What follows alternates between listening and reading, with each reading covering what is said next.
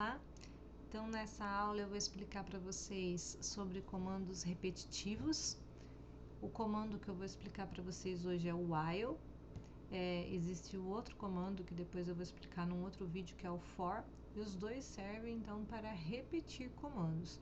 Então, imaginem primeiro o seguinte, né? O porquê que eu vou querer repetir comandos, né?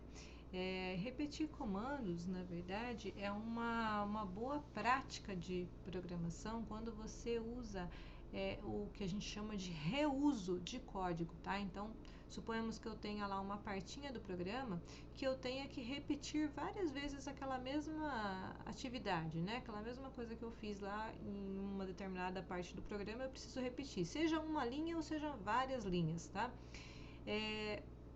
Fica ruim de eu ficar repetindo essas linhas a toda hora no programa, por diversas razões. Então, por exemplo, eu vou gastar muito espaço no meu programa, então o programa lá vai ter 1000 linhas, mas sendo que eu repito lá uma parte, lá 3 linhas várias vezes. Então essas 1000 linhas, se você for ver mesmo de original, vai ter pouca coisa, né? Porque a maioria ali é repetição, tá? Então meu programa vai ficar grande. Outra coisa, manutenção. Então imagina que eu estou lá repetindo, né, alguma operação lá e de repente eu vi que aquilo tinha um erro e eu vou precisar corrigir. Como essa operação ela é repetida no programa várias vezes, eu vou ter que corrigir esse erro em todas as vezes que aparece esse comando, que eu repeti ele, que eu dei lá Ctrl+C, Ctrl+V, que eu usei ele em vários lugares, tá? É mais difícil de eu pegar erros, né? Enfim, por uma série de razões, então, a gente usa o reuso de código, que é o quê? Você pega uma determinada parte do programa e você consegue, com, né, esses comandos aí de repetição, dizer assim para o compilador, olha, essa partinha aqui do programa, você repete ela várias vezes para mim. Tá? E você meio que encapsula ela ali, coloca ela ali, né, embaixo de um comando ali que vai repetir. Olha, por 10 vezes você repete esses comandos aqui para mim. Você repete esse printf, esse scanf aqui por N vezes, tá? Então é mais ou menos essa a ideia. Não é a única forma de reuso que a gente tem, depois a gente vai ver como faz funções, por exemplo. Então funções é uma outra forma bem mais sofisticada, tá? Mas os comandos repetitivos, eles tem um pouco, né, dessa função que eu falei para vocês. Vai ficar mais claro quando a gente vê na prática, então, como é que é. Então, vamos pensar aí no seguinte problema, né? Faça um programa que imprima os 3 primeiros números ímpares, tá? É um programa acadêmico, né? Só para a gente ver aqui o exemplo dos comandos repetitivos, né? Não que em algum dia vocês vão precisar fazer um programa exatamente assim, né? Mas vamos lá, imprimir os 3 primeiros números ímpares. Então, como que vocês fariam hoje? Suponhamos que vocês só sabem o que eu passei aqui na aula. Vocês ainda não sabem programação, né? A não ser o que vocês viram aqui comigo. Então, vocês fariam, provavelmente, né, da seguinte forma, olha lá, imprimir na tela os 3 primeiros números ímpares. Vou lá imprimir printf 1, printf 3, printf 5. Tá? Os números ímpares, né? Não os números primos, os números ímpares. Não sei se eu falei números primos, que eu estava com primos na cabeça. Os 3 primeiros números ímpares. Agora, se eu falar para vocês, não é 3, não. É os 100 primeiros números ímpares. Aí vocês fariam lá um programa, né, com 100 linhas. Printf1, printf3, printf depois de muitas linhas, printf 199. Por exemplo, né? Aí se eu não falar para você o número, primeiro eu falei que eram 3, depois eu falei que eram 100, agora olha, N, para N números, o usuário vai entrar lá, vai digitar com valor scanf, né, N, eu vou digitar lá quantos números ímpares que eu quero que apareça na minha tela, tá?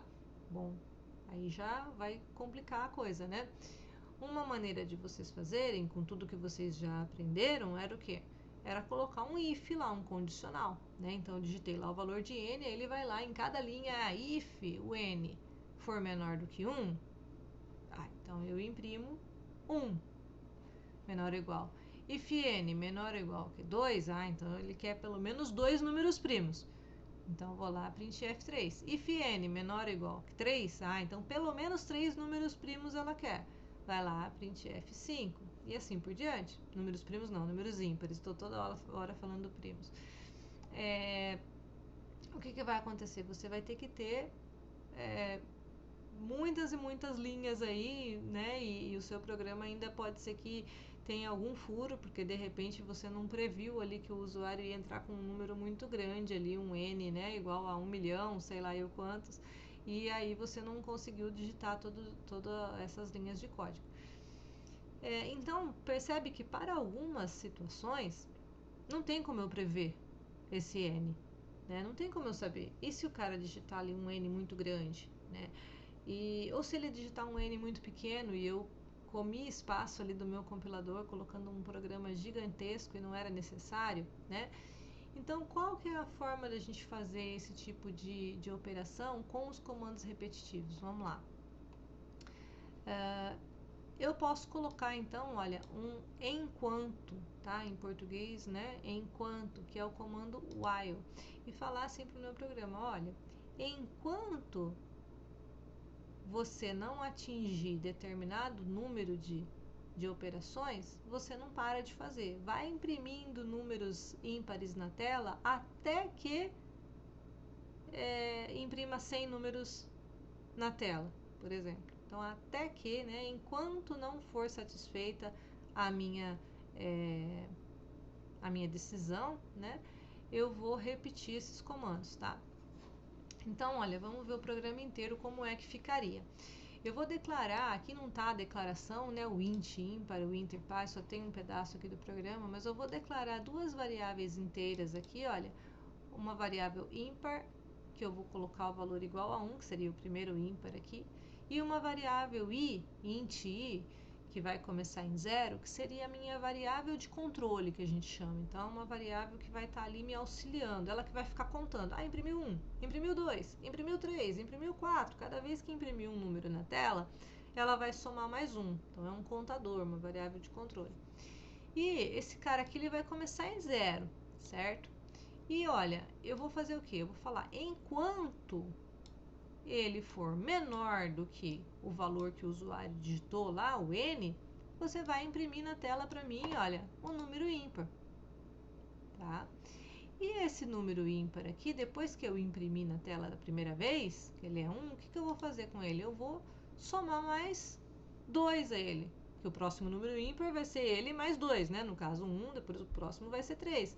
Então, eu vou colocar aqui, ímpar é igual a ímpar mais 2, ou ímpar mais igual a 2, como a gente viu lá nas aulas anteriores. E vou somar mais um, o que? Olha, ao contador. Então, eu vou somar mais 2 ao número que eu estou querendo imprimir na tela, que é o ímpar, e vou somar mais 1 no meu contador, para falar, imprimiu 1, agora imprimiu 2, agora imprimiu 3. Ele vai contando. Até o quê? Até chegar no N. A hora que chegar no N, que é o valor que o usuário digitou, ele para, ele imprimiu para mim na tela todos os números ímpares que eu pedi. Então, vamos testar como é que isso fica lá no compilador, gente. Vou copiar aqui, olha. Deixa eu abrir aqui. Copiei aqui, olha, o programa. Vou fazer os ajustes necessários nele aqui, olha. E a gente vai rodar esse cara aqui. Vamos ver como é que vai ficar. Então, eu vou colocar a declaração da variável aqui, que não tinha colocado. E vou colocar aqui uma terceira variável, int n, que eu vou pedir para o usuário entrar com esse valor, olha. Scanf %d en. Tá, ok? Vamos ver o que vai acontecer aqui então, olha. Ele não está colocando nada, porque eu não coloquei mensagem nenhuma mesmo, mas ele está esperando eu digitar o N. Eu vou colocar aqui 4, olha. Enter. Aí o que ele fez, olha, 1, 3, 5, 7, ó. Ele colocou para mim, tá vendo? Os 4 primeiros números ímpares, olha. 1, 3, 5, 7. E aí, fechou, parou o programa, tá? Vamos voltar lá no slide. E eu vou fazer a seguinte pergunta para vocês, olha. Aqui tá I menor do que N, né? Então, ele veio aqui da primeira vez, segunda vez, terceira vez, quarta vez e saiu. Por que não tá menor igual, gente? Olha, pensa bem aí. vocês, né, que estão assistindo aí em casa, pensa bem, eu não queria 4 vezes, por que que ele tá só menor, olha? Por quê? Porque aqui quando eu inicializei o i aqui, olha, eu inicializei ele como sendo zero, tá? Então, mesmo que o meu n ali no exemplo tenha sido 4, eu pedi 4 números, ele vai aqui, olha, a primeira vez que ele for rodar isso daqui, vamos fazer o teste de mesa dele aqui, né? A primeira vez que ele for rodar aqui, olha, o i vai estar valendo 0. I é menor do que 4? É. Aí ele imprime o primeiro ímpar, vai somar mais 1. A segunda vez ele vai valer 1, não vai valer 2.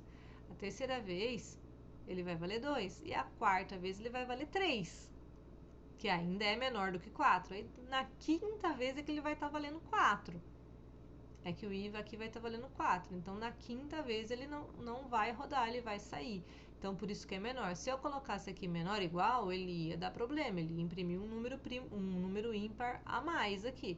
Então se eu colocasse aqui, olha, n menor ou igual a i menor ou igual a n, aí eu teria que o quê? Inicializar o i aqui valendo 1, tá ok? Inicializando o i valendo 1, aí eu posso deixar menor ou igual. Agora, se está valendo 0, está começando do 0, então ele tem que ser menor só. Faça um teste aí na casa de vocês para vocês pegarem direitinho o que eu estou falando, tá ok? E aí, olha, dessa forma eu posso rodar então o meu programa e pedir, né, um valor aqui bem alto, olha, vocês podem fazer na casa de vocês, tá vendo, olha? E ele imprimiu a quantidade de números ímpares aí que eu pedi, olha, tá vendo? Tô rolando a tela aqui, ó, e não consigo acabar de ver. Ele foi rapidinho porque o processador é rápido, né? Mas vocês podem colocar aí um número astronômico aí, salva tudo que vocês estão fazendo antes, né, para não ter problema de travar aí a máquina e vocês perderem alguma outra coisa que tá por trás aí. Mas vocês podem testar, né? Fazer um programa aí para rodar durante um bom tempo, tá? Colocando um número grande aí até o valor que o i, né? Que consegue ir aí. Tá ok? Então essa foi a nossa aula sobre o while. Depois eu vou passar mais exercícios e mais exemplos para vocês.